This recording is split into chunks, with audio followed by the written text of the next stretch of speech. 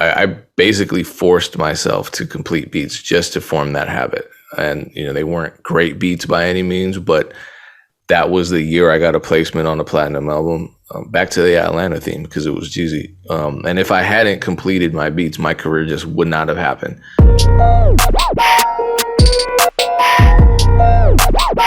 Peace was going down. It is zombie pain.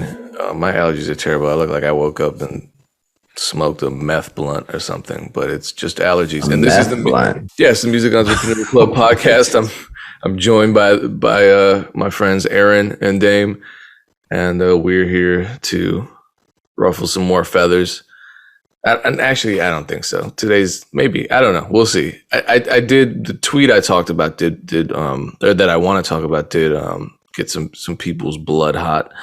But we also want to congratulate Erinn and Atlanta. Like everything in your frame right now is super Atlanta. It's not just the hat, but it's also the crown molding. I've noticed that houses in Atlanta, and I really like the way crown molding looks. We don't really have that. It's an Atlanta thing for sure, like Southern charm. Yeah, every time I see it up here, I'm like, wow, this is so exotic. But and I'm wearing a Scotty ATL Cool Club sweatshirt, so that's very Atlanta as well. Nice. I thought last week was actually going to ruffle more feathers. There were a few comments under the video that I saw that were kind of ridiculous, but for the most part, I think people kind of understood what I was saying. I mean, normally there's two sides. Well, what do they say? It's three your sides story. Yeah, but I promise you, anything I said in that video is exactly, unless it was something that obviously was opinion based. Like you can say, me saying Dizzy was in a great deal is obviously an opinion. Somebody can say, nah, he was in a terrible deal. But what I said the deal was, that's what the deal was. So I expected a little bit more blowback, but yeah, I think people were appreciative of just kind of what I was saying, and I think it's helpful to have the label or the manager talk sometimes, even though they don't get an opportunity, at least on a platform as big as the artists have. So yeah, still sad that I had to do it, but glad that a lot of people received it well. Yeah, for the most part, it wasn't like the last one. Hopefully there's not the Hobson one. Hopefully there's not a third. Oh yeah, no, I don't anticipate there being a third. Well, I mean, you never know. These artists are weird, man. They just very emotional, and they, I don't anticipate at this point for me to do something else with Hop. He's gonna have to just pay me straight out, because we did that. Well, I don't even think I'm sharing info that people don't know, but Hobson and I are not cool anymore, just simply because he didn't support the podcast when we sat down and spoke for 4 hours. He was supposed to at least post it on his platforms. So we're not cool because the disrespect was super loud when we went through our drama. And then I felt like the apology was quiet. And again, I felt like that was pretty cowardly. So if you're going to apologize, you should be able to apologize, just as loud as you disrespected. And I didn't, and since he didn't post the podcast, I haven't talked to him since. That's really sad to hear, because it seemed like he was trying to get it right. I feel like posting is super simple, but I agree. That's the thing. A lot of times people see artists be cool for a second and they're like, oh, it's all good. And for me, sometimes I'm like, I don't even want to go back to a closed door, because I feel like you're not going to act right. Yeah, I think it was some kind of, even though I didn't ask him to apologize, it literally was a call out of the blue. So it was something in him that made him want to apologize. But I also feel like there was something selfishly motivating, maybe because maybe he knew what he did was so ridiculous. And he didn't look that, he allowed himself not to look that bad in the pot. Well, I allowed him not to look, because I could have said a lot more things that made him look more juvenile, or just revealed how juvenile the situation was. And I didn't, I could have went harder in the podcast, and I didn't. So I think I allowed him to make him appear looking okay, even though what he did was ridiculous. But yeah, Hop and I haven't talked to him since. Don't plan to at this point. If there's going to be anything Funk Volume related, it's got to come with a check up front, because I'm done with that bullshit. Like that's not happening. Well, there's not going to be probably anything Funk Volume related, right, anymore. Yeah. No, I mean that's the thing. Like, you know, the loud disrespect and quiet apology dynamic is just one that I've dealt with so often. So many people have just done, and you know, obviously, I don't know anything about the disrespect in Funk Volume because I wasn't there. But in my situations where people have just super violated, and then you get like a DM that's like, "Hey, man, my bad," you know. It's like forgiveness is good for everybody involved, but repeating mistakes is unwise. I'll say that much. Yeah, no. So this is more information that people didn't know, but like they were actually working on music like during the time we were doing the podcast, and I knew it was going to kind of fall apart because, you know, there were just conversations not being had, not just between me and Hop, but between everybody. And you can't just jump back into music without having those conversations. So they actually have a song that I have on my phone, you know, that they were going to release. It was supposed to be a Funk Volume album this year. And it was, and the momentum didn't stall just because I don't talk to Hopson anymore. Like the momentum in the chat just stopped just because that's what they typically do. Like it was nothing different than, you know, 2014, 2015 is why you didn't get an album back then. But yeah, trying to jump back into just making music after 5-6 years. I knew that wasn't really going to be. Actually, I did think when I actually heard one of the songs, I was like, okay, then maybe they are serious for a split second. But then the communication. Yeah, I was excited for it when you told me. Yeah. So that I just don't. And I saw because of the Dizzy interview that we did yesterday, another Dizzy interview popped up in my feed that I think he did like a couple months ago. And he still said he was open to making music, but you know, just had to happen organically. I think, yeah, I don't know. I have no idea. I'm not waiting for it though. You know, I don't think the fans should be waiting for it either. I don't think they are, but I would say there's a very small possibility. All right, so jumping into other topics that are hopefully a little less depressing than that. Drake's Rolls Royce. That's a positive topic, right? Kind of. It is, and we might have some differing opinions. So essentially, what happened was, you know, you guys said Drake was gifted this Rolls Royce. Was it a Rolls Royce? Yes. So basically, early in his career, before he was able to afford a Rolls Royce, they scraped together money to rent one on a monthly basis to ride around the city to appear further along than they actually were, more successful than they actually were. So basically, it's a fake-it-till-you-make-it strategy. Obviously, knowing where Drake's at today, maybe it played a small part in his success. Actually, that's the first question. Do you feel like that, or how do you guys feel like that added to his success or initial momentum? Was it a good thing?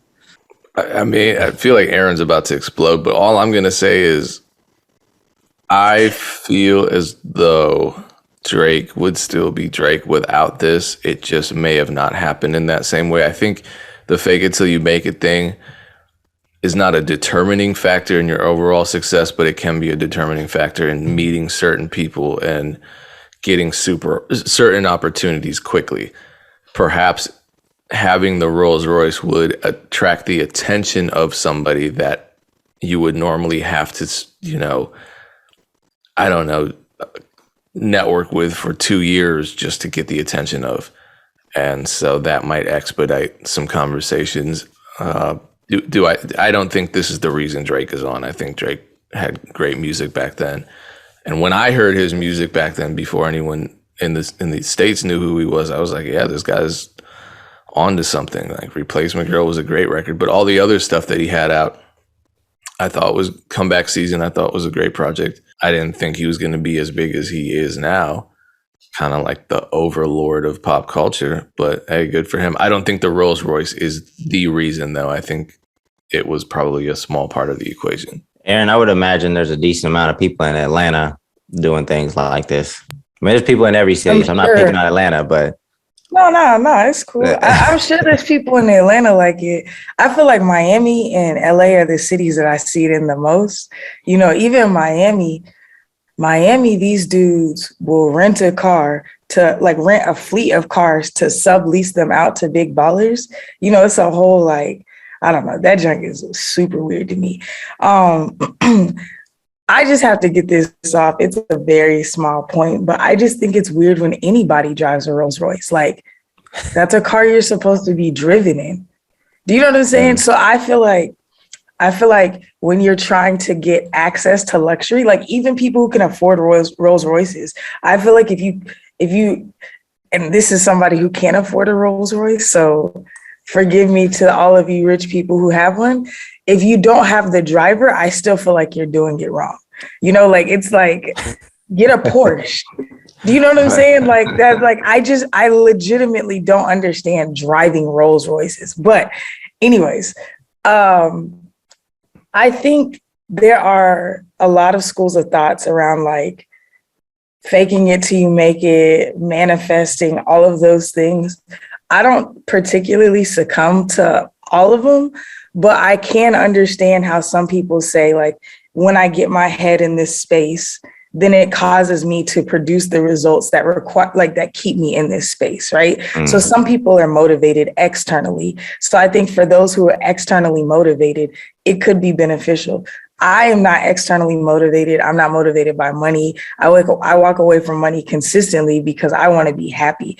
I would rather be like decent on the money and happy with the people around me and internally than I would rather be looking rich and like frustrated and struggling. And you know what I'm saying? Because you're going to struggle regardless. So I think it's cool if that's what motivates him. And if he felt like, you know, because he said he had to scrape together 5 racks to pay we need for to talk everyone. about that. Yeah, so like you're scraping together 5 racks to pay for it every month. That also means that you have to have money to go to the places that this car takes you, right? Like if you're going to the club, now you got to be able to throw money. So he's not talking about the other built-in costs, because I do know of people fake balling in Atlanta. They're not necessarily doing it on the Rolls Royce tip, but they're sleeping on somebody's couch, borrowing somebody's car or renting a car. And then they pull up to the club, they throw the money. They got jewelry on Afterpay, essentially. You know what I'm saying? So it costs a lot more than 5 racks to maintain that lifestyle. So my assumption is that by paying for that car, it motivated him enough to have to make more money, which ultimately had him networking really hard, running really hard, because he didn't want to look like a sucker if he kept, you know, like, you drive a Rolls Royce for 3 or 4 months and then it falls by the wayside. Everybody sees you whipping your mom's Camry. You're going to be like, yo, what's good? So I think it motivated him enough to stay on, which is cool. But I say personally, I don't ascribe to that thought process, but I'm not hating on bro. If it worked, obviously it worked out for him, but I have a trail of tears down the street from me of ninjas that didn't work out for as well. So I would never tell anybody to go after that. Like, oh, this is what you should do. And I like even Steve Harvey's like, when I couldn't afford it, I used to buy first class tickets.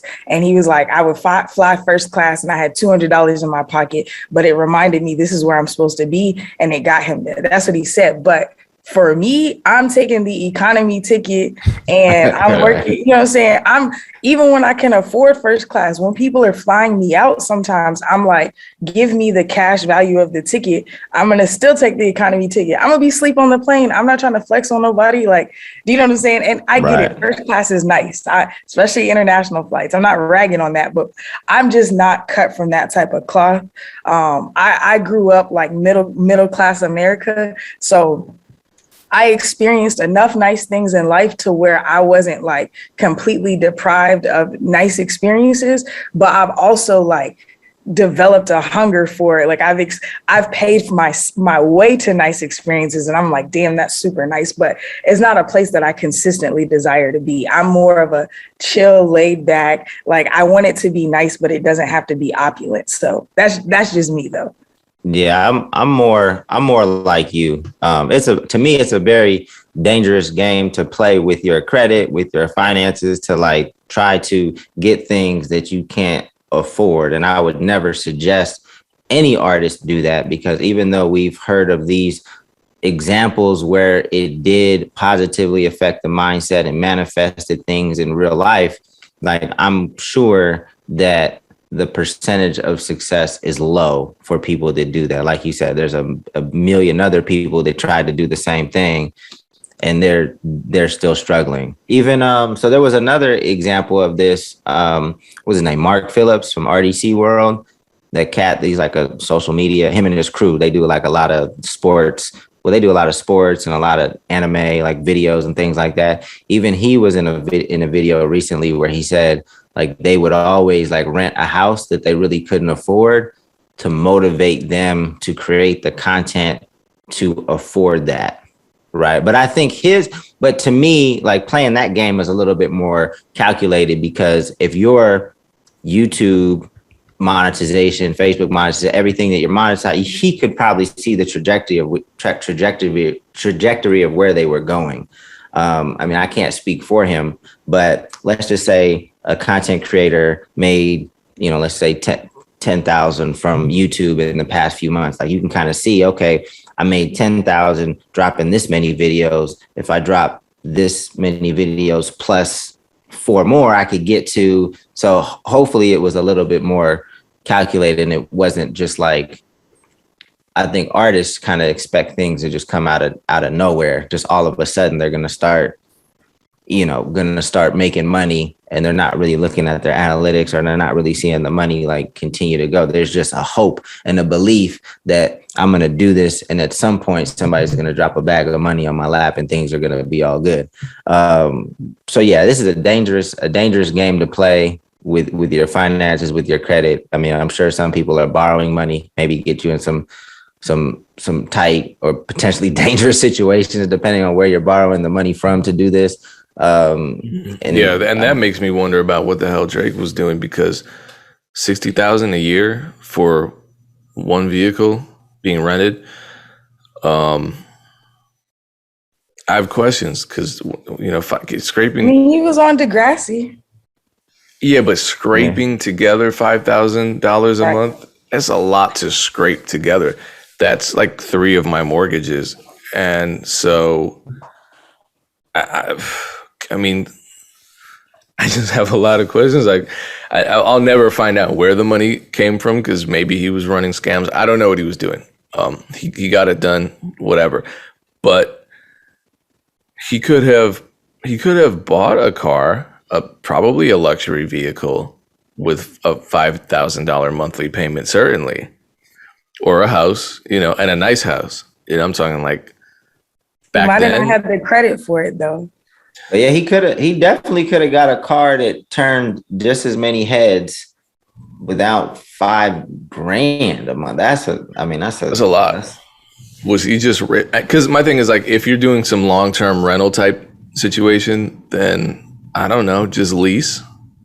It's probably cheaper. You're probably only going to spend $3,000. Probably was that month-to-month joint. I'm telling you, it's not that calculated. A lot of these dudes, they'll be like, you can get the car, you got to pay for it in advance, right? And then after a month or two of that, they probably were like, okay, we'll give it to you for a month. This is how much it costs a month, but I don't think again, because you're coming from more, I won't even say sophisticated, but I'm more financially literate. Yeah, a more mature mentality. For me and you, all 3 of us are like, this doesn't make sense, like in any world financially, because even if you are trying to stunt, there's more cost efficient ways to stunt. But again, you got a rapper who was on a TV show, who's in the mix with Jay Prince now. You know what I'm saying? He's in the mix with people. And I think that's the issue. A lot of times newer, younger artists are in the mix with people who have it and they just want it so bad. So they're willing to risk it all, to do the riskiest things just to make it make sense. And that's why you see people making the type of sacrifices I feel like I would never be willing to make to maintain that lifestyle, you know? And I feel like that's what he ended up doing, but then it led to him getting to the right place. But I would never recommend this to even, I was talking to one of my artists the other day and they were like, what do you think about this? I'm actually not mad at it. Somebody told me to do the same thing. And I was like, I understand what they're saying, but like, you actually have money. Why would we pretend to have more? Like, you got more money than most people. Like, why would we pretend, you know? Yeah, I'm glad it worked out for Drake. But yeah, we would never give this advice to anybody via the MEC. And I don't even know if it's, I understand like like you said, motivating yourself to be in a place that you want to put yourself in a place that you see yourself in the future. But on the flip side, they're also doing this for the perception. And I don't even know if that really, like, how much weight does that hold today, in your guys' opinion? Like, for an artist, that's 90% of it. What do you mean? No, it just depends on what your brand is, though, right? Like, if you're, that's not part of like YBN Corday's brand, or it is though. Maybe not on like a massive scale, but he wants to be cool to the people he feels are cool. So like that was Drake's cool. Like that was Drake's clout move. You know what I'm saying? Like, whereas one of my artists, their clout move is something else that I'm like, that is super stupid. But it's still like, that's the clout coin equivalent in his day was have a Rolls Royce equals I'm the man. Right. Okay. But I'm saying, but that's what I mean. Like, has cool changed? Right. Like, I think it's always been different for everyone, though. I think that's the point Erinn's trying to make. So like for Scott Storch, it was yachts and stuff that it ended up ruining him. But for some people, it's expensive suits. For some people, it's cars. For some people, it's home studios. For some people, it's chains. For some people, it's associations with athletes. And some of them are riskier than others because they're more expensive and less cost effective. For someone like and it's rare. For someone like a YBN Cordae, it's probably subtler fashion choices. It's probably appearing to be more of like the everyman kind of guy. Which is great because you have to invest a lot less into maintaining that image. But I think cool has always been there, regardless of what the cool actually looks like and how much it costs. Everybody is investing either time, energy, or effort or money into it. Yeah, because even like from what I'm seeing or noticing from young people in high school, like it's less about brands. At least that's what it appears to be. It's less about brands. It might be more in the electronics, the experiences, things like that. So yeah, I would definitely agree that the cool changes, but you don't necessarily need a $5,000 a month car. Well, of course, if people know you can't afford it, it's going to look corny today or 20 years ago. But I don't know how much cool that gives you today. Yeah, because more people are doing stuff like that, I guess is what you're saying. Yeah, or just the car thing is not. I mean, maybe it impresses some people. I say in some circles, like my brother runs in car circles and he's got a nice corporate job, so he can afford to have the car that he has, like a really nice sports car, like a racing car. But there's dudes, like, I know dudes basically living in their car just to have the car, So it's, for us, again, same. I'm like, I drive a Kia Optima, Kia right now, to be honest. I hate you people because y'all are messing with my money and my time.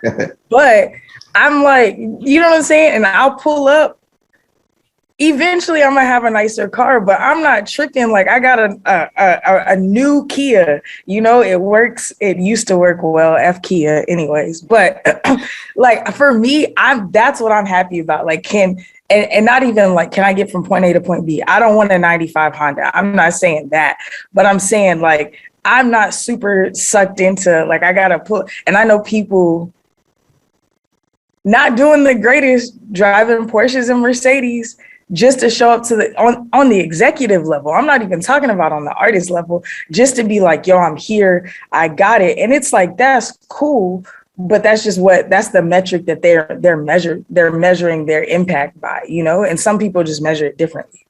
Right. Well, shout out to Drake. I was recently at a rap battle event that Drake hosted, and obviously I don't know Drake, but he seemed like a cool ass cat. Like he bought drinks for the whole crowd, and what I thought was really dope is that the battle was 6 fucking hours. Like it was ridiculous. Like it was 6 hours, 7 hours. It started at 4. I didn't get home till midnight, and he stood up the whole time and was like watching it, cheering him on. Like it was dope that it does appear that he is genuinely fans of the rap battle culture. And I've never seen a star of his caliber like really be invested like that for other artists. So I really commend him, for doing that. He seemed like a cool dude. That's super cool to hear, honestly. Yeah, and I'm still not a huge rap battle fan, but it was better to be in person, like the energy in the room, and their fans are, But at this point, it's kind of like WWF in the sense that there's a lot of like you have to keep up with it to understand all of the bars. Yeah, right, because they're referencing past battles, current beefs, past beefs, and so like the crowd was going crazy. And I was like, what the hell did he just say? Like, that didn't make any sense to me. So it seems like it's a culture that you have to keep up with to even understand like some of the dynamics within the matches. But it was cool. It was cool to experience. Faking it till you make it, I feel like kind of moves towards the topic I wanted to talk about, which was what centers around a tweet that I posted. And I think it got overwhelmingly good feedback, but there was a lot of visceral anger and defensiveness in response to it. So I used to never finish my beats for a long time. And yeah, obviously I was not in a place where I thought I could make music for a living, but not finishing things, that was a habit. And why did I need to finish anything if I wasn't doing it professionally? And in retrospect, I've realized, and I guess I knew it at the time, the only way I could break that habit was by forming a different habit that eliminated that original bad habit. So when I decided to pursue music full time, I knew I needed to get my habit of almost never completing anything out of my life. So I basically forced myself to complete beats just to form that habit. And, they weren't great beats by any means, but that was the year I got a placement on a platinum album, back to the Atlanta theme, because it was Jeezy. And if I hadn't completed my beats, my career just would not have happened.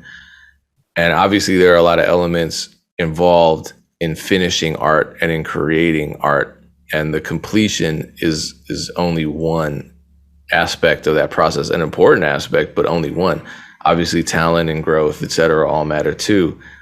But how do you achieve any of that without self-discipline? So I tweeted, discipline is finishing the beat, even though you want to start a brand new one. And a lot of producers were kind of shocked that I'd even suggest forcing yourself to finish a beat. And they'd say stuff like, I'll never force myself to finish a track, or my art is more important than that, or, all the typical artist responses. And I honestly think most creatives don't force themselves to finish, I should say start, let alone finish anything artistic or related for their careers for that matter. And when you start holding yourself accountable for the completion of projects, The habit is what you're focusing on. You're not because people will say, "Oh, you're going to force yourself to finish a beat. That beat's going to be trash."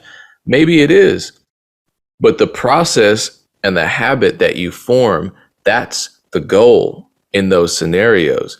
And once you form that habit, and once it's just second nature to you to finish a beat or finish a song or finish a painting or whatever, you're going to start approaching every project without that level of apprehension about finishing. Because how many times do you jump into a project and say, "Oh, I don't know if I can finish it." It causes you stress. It just makes you not like the project. I was like that for years. I'm speaking from experience. And after a year of just it becoming just a given that I was going to finish every beat I made, I could go into any studio session and just get it done. It wasn't even a question as to whether or not I was going to get it done. People think I'm saying make art that's trash or that you dislike or that you're not connected to just so you can get it done and make money. That's not what I'm saying at all. And this is going to sound mean, of course, because it's me. But if you can't impose structure or a schedule onto your creative pursuits, you probably shouldn't pursue music as a career, because you're going to sabotage yourself. This is my opinion. Feel free to go out and prove me wrong by just creating art whenever the hell you want to, once or twice a year, if that, and become this massively successful artist. Maybe it could happen. I don't know. I just don't like hearing people say stuff like, "I'll never force myself to finish a track if I don't want to," because, a lot of us don't want to do a lot of things. When you start exercising for the first time, you don't want to do that. It's not fun. But having diabetes isn't fun. It's less fun. Going to college and studying isn't fun. Being broke or having a job that you hate is way less fun. Quitting smoking isn't fun. COPD is way less fun. So not doing something just because you don't feel like it at the time, it's not something that I would feel proud defending in public. Especially when we know what a music career entails, even on an independent level. You've got to upload every day or a couple times a week to sell beats. You have release dates. Artists have albums that are dropping.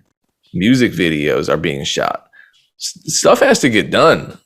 This is not just, 10 people high as hell in a room bouncing ideas back and forth in perpetuity. Things have to get done. So I just wanted to clarify that if you're receptive to the message that I'm giving, good for you. If you hate me for saying maybe you should force yourself to finish just to get into the habit of completing your art, I don't have anything to say to you. I mean, do what you got to do. It doesn't matter to me, but I do see tons of artists who are incredibly talented who just don't follow through on anything, and they swear up and down they want a music career. They're sitting on 12 different albums. Not a single one has seen the light of day. They're sitting on 1,000 beats that haven't been mixed. Oh, I don't like mixing.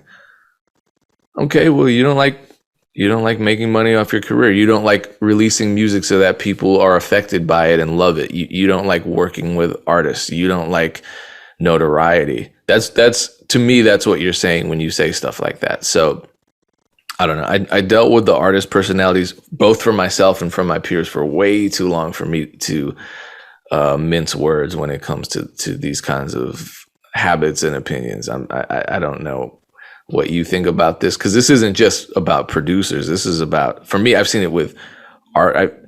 I've had, I don't even want to talk about people, but like really, really close people in my life who were just so incredibly talented, and getting them to actually do something. People would say, "Oh yeah, can we commission?" And I know they needed money, and I know that they swore up and down they wanted to make art for a living. And they would say, "Oh, I don't really want to do that," or "That doesn't sound like something I want to do." Why not? Why not? Because you have this moral superiority when it comes to your art, because your art has to be pure, because if the universe doesn't whisper into your ear that this is the right move, that you shouldn't do. Come on, man. You're making art. Some people want your art, and you're depriving them of that. Okay. You want an art career, but completely on your terms and at random times. Okay, sure. Good luck.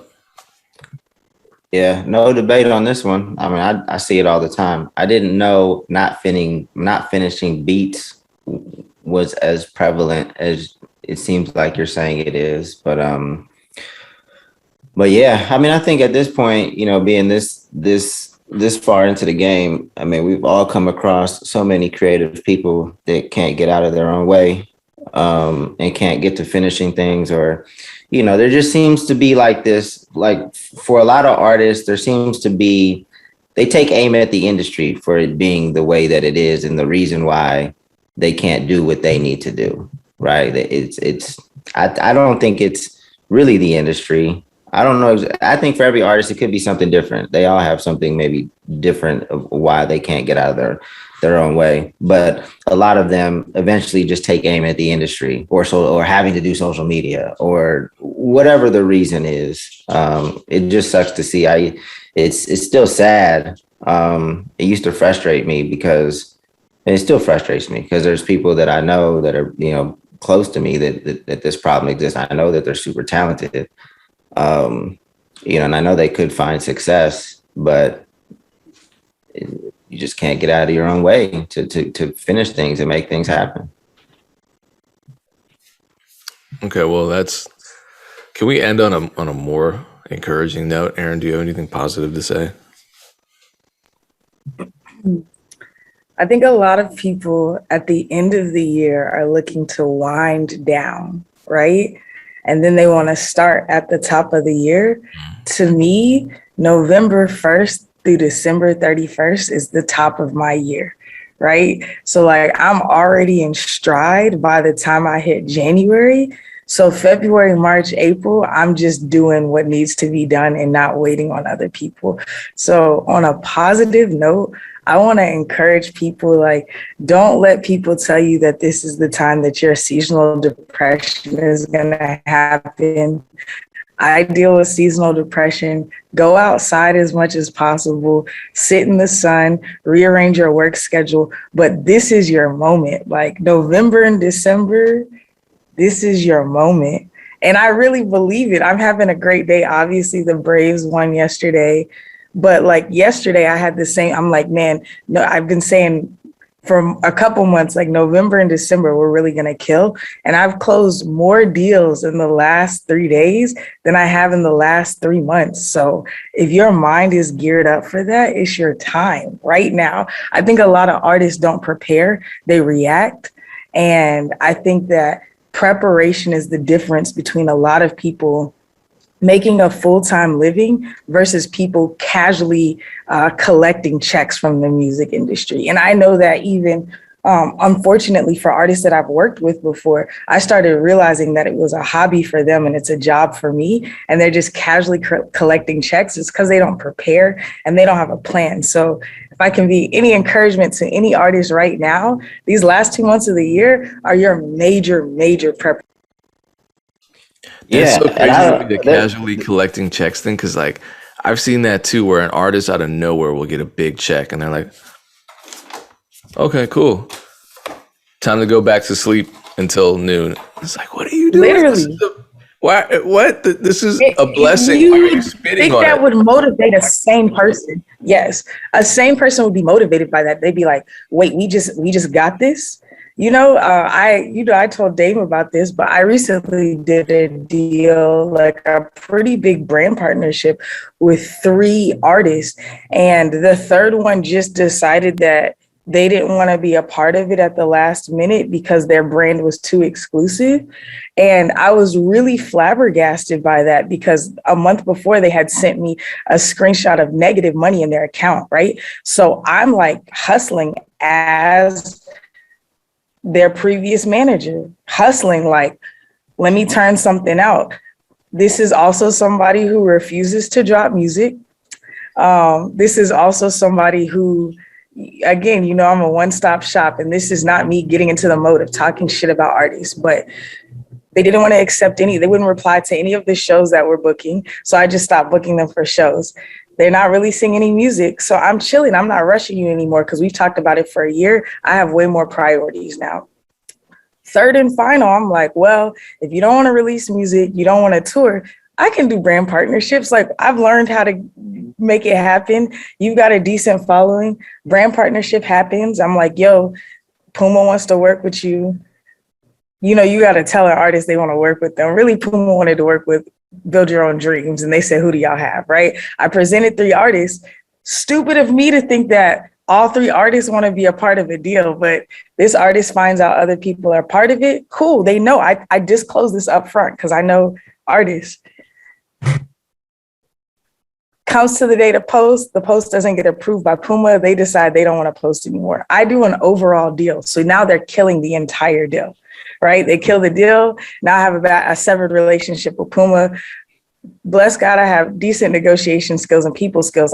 I got back part of the deal, but it cost everybody in the deal because we had to lose a good portion of the deal. And that would have just been a passive check from posting. Like they sent the shoes. You just have to post a couple pictures. Like, and the check was ridiculous, like months of bills. That's just a passive check. And I've done that for this artist multiple times, right? So I think that there's so many people who think that once they get on, their laziness will be cured. If you're lazy, you're lazy. If you're unproductive, you're unproductive. Getting on won't change that. So that's why you see some of these people, they're talented or they have something going for them. They had somebody who was sucker enough to get involved with them to start turning out money for them. And then they're just like passively collecting checks.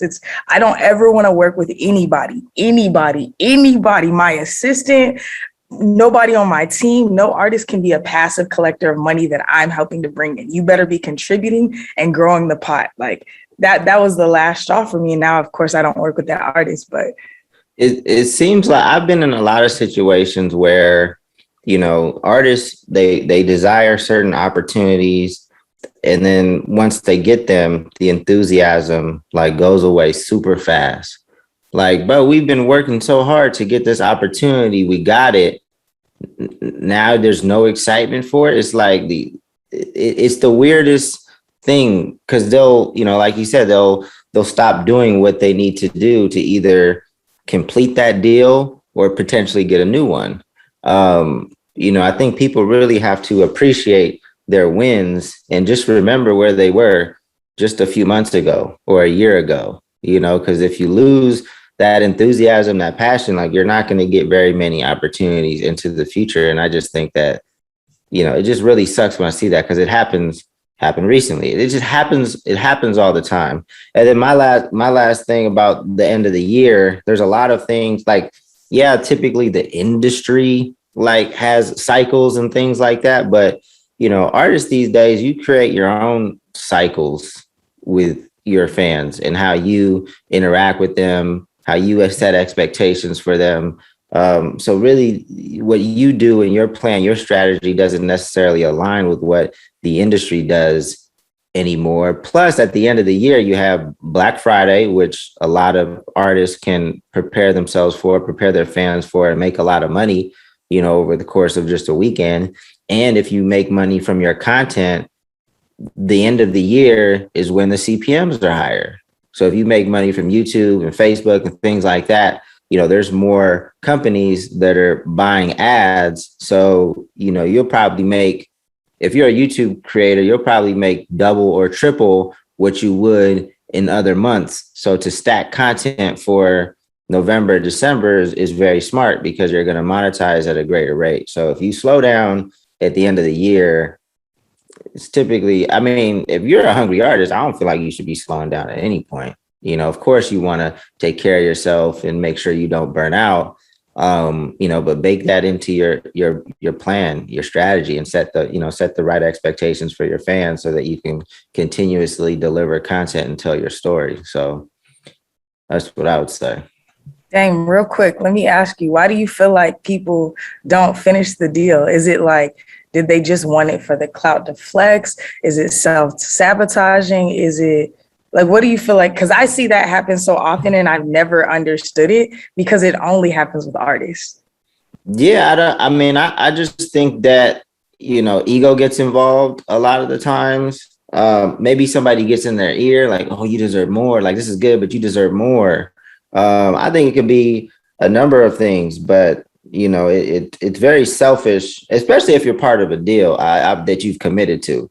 There's too much backing out of shit in the music industry. Like you gotta be, if you make a commitment to something, then you should follow through. Like whether in the music industry or whether you're just a regular person. I always slip and say a regular person, like a regular person isn't. I make it sound bad, but no matter what industry you're in, like I can't respect anybody that's not a person of their word or doesn't follow through on their commitments. I just can't respect it. Like to me, that's just, I don't fly with me. I try not to keep people around me that they can't stick to their commitments, because that's just weak in my opinion. But it's probably a variety of reasons why artists pull back. They just seem to have a change of heart. Wasn't that with Joe Budden? Joe Budden once said he doesn't care about contracts. Like once he feels differently about a situation, that he's out like that. And I respect him for just saying it to give people a heads up. Like, hey, if you get involved with this cat, as soon as he feels away, he's gonna bounce. But that's so whack, and it's gonna be hard to continue to progress in the industry if that's how you move. All right. On that note, which was kind of just a can of worms, this was the Music Entrepreneur Club podcast. I feel like we have a lot to follow up on next week. I guess we'll see how that plays out. But yeah, stay motivated for the end of the year, and tune in to all of our free music business mentorship sessions. If you want to keep in touch with us directly, if you want to stay in tune when we go live, so you never miss a session. As I said, they're free. Dame, let them know how to do that. Oh, also, since it's Monday when this podcast dropped, the One Week Notice album is out today. So make sure you check that out. Let me know what you guys think of that project. So it should be available everywhere once this podcast drops. But if you want to know when we go live, get a text alert. Just text MEC to 844-206-7800. You'll get an alert right before we go live.